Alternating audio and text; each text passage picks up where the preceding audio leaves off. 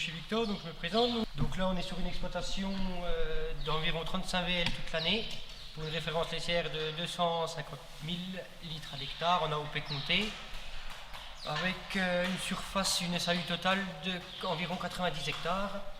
Là en ration, on est sur une mélangeuse triolier achetée cette année, avec foin regain à 50-50, donc on est une ration par jour à 17,5 kg de fourrage journalier. Donc là ça nous traite GEA, donc compteur à lait, identification collier, 2x5, double équipement, en épi 30 degrés. Moi je m'appelle Olivier Imbert, chargé des relations producteurs à la fromagerie Lactalis à Vercelles, dans le Doubs. Donc on a à peu près 90 producteurs sur la zone. Donc on fait du comté uniquement avec le lait de l'exploitation de Victor et de Christelle. On fait à peu près 3000 tonnes de comté par an, avec 30 millions de litres de lait. Donc la particularité du comté, vous l'avez devant vous, c'est des vaches montbéliardes, ration sèche, c'est-à-dire herbe l'été et foin regain concentré l'hiver, du lait de 24 heures, comté et fabrication au lait cru. Donc on collecte tous les jours et on fabrique dans la foulée. Donc cette particularité de lait cru nous a amené ici sur l'exploitation à vouloir sécuriser l'eau d'abreuvement des animaux, parce que l'eau d'abreuvement, on est avec de l'eau de récupération de l'eau de pluie. Voilà, donc là on peut voir dans nos chaîneaux simples, récupération dans un regard, pour alimenter une citerne de 200 000 litres qui alimente le bâtiment des VL. Tous les toits de l'exploitation sont connectés et surtout dans cette citerne-là afin d'être traités. Frédéric Nédélègue, responsable de marché traitement de l'eau chez Quercia.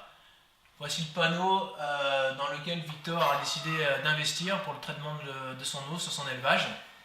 Donc un panneau comme vous le voyez avec compteur, dosage proportionnel et une pompe qui nous permet d'injecter la quantité précise d'oxydants, de désinfectants pour la bonne désinfection de l'eau. Un produit, le germicidant TABS, produit qualitatif avec une forte rémanence afin de venir à bout de l'ensemble des pathogènes dans le réseau. Une utilisation qui est pratique, à savoir 60 pastilles dans 100 litres d'eau, une injection à 2,4 ppm d'oxydant en sortie de circuit. Donc à la mise en route très simple, on a mis en route la pompe, on a mis en route le bac d'eau, donc un amorçage, un étalonnage, et depuis on n'y a jamais retouché, jamais été embêté.